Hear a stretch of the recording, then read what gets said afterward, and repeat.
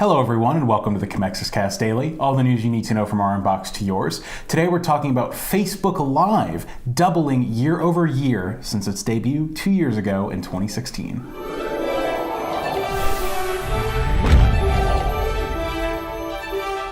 Hello everyone, I'm Matthew McGrorty, the videographer and podcaster here at Commexis, and today I'm joined by the lead strategist at Commexis, Phillip Brooks. Good morning. So today, obviously, we're talking about Facebook Live. So it was the 2-year anniversary of Facebook Live's debut. Happy birthday. Happy birthday, Facebook Live. This was sometime last week, so happy belated birthday, Facebook Live. But since it was their 2-year second birthday, second anniversary, whatever you want to call it, they released a couple stats about just how well Facebook Live has been doing. So as I mentioned before in the intro, broadcasts have doubled year over year since the feature debuted in 2016, and publisher pages, the amount of Facebook Live broadcasts has lifted 1.5 times just during the past year. So a lot of people are using Facebook Live. In fact, in the last 2 years, there have been 3.5 billion total Facebook Live broadcasts and more than 150 billion reactions to live video. And according to Facebook's, hundreds of millions of people have used the feature, and nearly 2 billion Facebook users have watched live videos, which is almost all of them. So, I think we can just talk briefly about, Facebook Live and how successful it's been. But, I know we've done Facebook Lives in the past. We did one when we were talking about Facebook Live's change in the algorithm, which also affected how well Facebook Live videos did. And just briefly to describe that, in January, Facebook updated their algorithm so that you would see more posts from friends and family and less posts from publishers. But the one thing that they did do was make it so that if you have Facebook Live video, you're more likely to have that get seen because it evokes a lot more reactions and engagements compared to some other static video.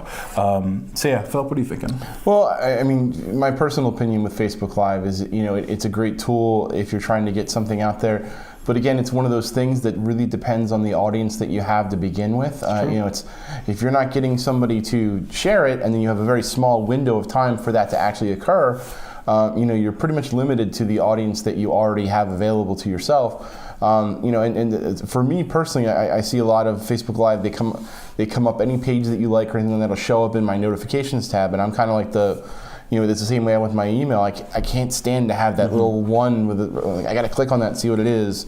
And then I wind up just turning off that Facebook Live feature. I don't want to be known. I don't want anybody to tell me that there's one coming for all these things that I follow. So, it's certainly not a thing that I'm interested in. But I think that for the proper audience, for something that's more geared towards right now, you're on the scene of something or there's an event, something like that. I think that's, a better use of the product, but I personally don't use it a whole lot or pay a lot of attention to it.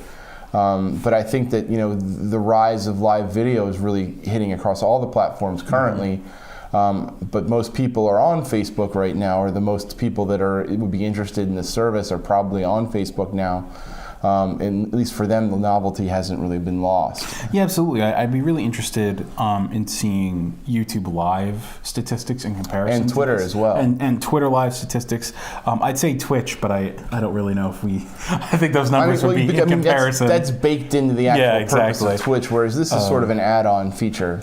Yeah, but I know from even just from our own social media use, I was looking at our reports from January to February, and I noticed that just the one Facebook Live we did jumped up our reach by about a third and our engagements by about a quarter. So Facebook Live video, obviously they are definitely pushing it, and I completely understand why. I know, in terms of me watching Facebook Live videos, I follow a lot of gaming sites and stuff like that. So, it's fun to, see something like that, but at the same time, a lot of people are using YouTube Live for greater creative freedom. One of the problems with Facebook Live is you can't do a dual broadcast, for example. Well, you can, but they don't want you to in their terms of service, basically.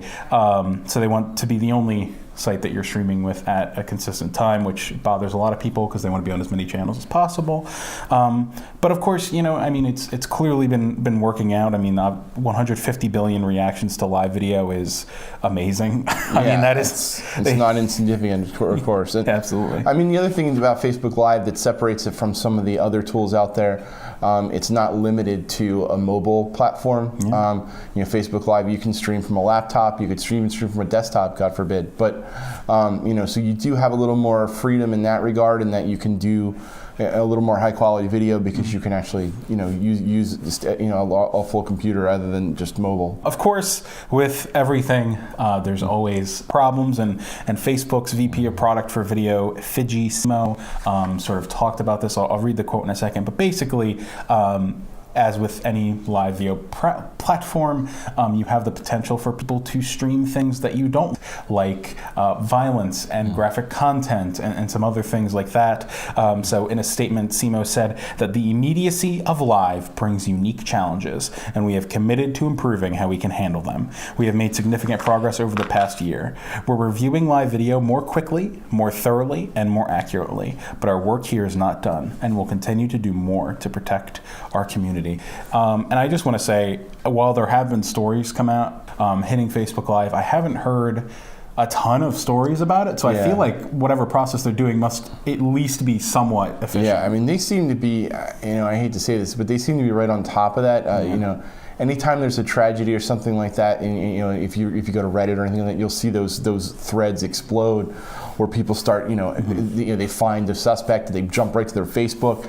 That's usually how this stuff gets found. And honestly, I haven't seen, other than a couple particular incidents that I can recall, where that has gotten outside, where people were able to capture the stream before it was taken down by Facebook or anything like that. So unlike a lot of the other situations where they seem to have inserted a human review element into what's being reproved, they seem to be very much committed to making this a safer channel for everybody else. I mean, if they're going to throw all their weight behind it as far as giving that bonus for the marketing and getting people's exposure when they're using the Facebook Live, then it's good to know that they're there to make sure that what's getting out there isn't something that can damage your brand or their own brand. Yeah, absolutely. And just to kind of put a nice little bow on today's episode, I think Facebook Live definitely is something that we're going to be doing a little more often, especially with the show. I mean, I think the benefits of it in terms of reach and in terms of engagement and in terms of impressions and stuff like that is not insignificant, especially with Facebook's change. I mean, I mentioned before, our clients have seen good success with it. Again, as Phillip mentioned, you have to think of your audience, what kind of live content they want, et cetera, et cetera. So things to keep in mind, but I definitely think that this has been 2 years, and I suspect we're going to be seeing this for 20 more years unless something really, really bad happens. It's kind of interesting that they've given you this vehicle when up until now, for the majority of content that we're creating for SEO value and things like that are, we try to shoot for evergreen. We strive for evergreen content so that it has a long-term value, that it can get crawled and things like that. But this is the exact opposite of that. This is as timely as, to the second as it can be. So, this is something that's really, really more of they talk about the immediacy of it, but this is, if you work in an industry where something, things happen like that, where you can comment on something as it's occurring, Facebook Live is a great tool for you. We have a lot of times when, we like I said, we've done these things before where, there's an algorithm change or something like that. That's the kind of stuff that you can really leverage in this channel as a customer. So keep in mind that, it has a completely different purpose than your normal, Facebook content. Absolutely. All right, well, thank everybody for tuning in to today's episode of the Commexis Cast Daily, and check us out tomorrow for more of the latest trending news. Have a great day.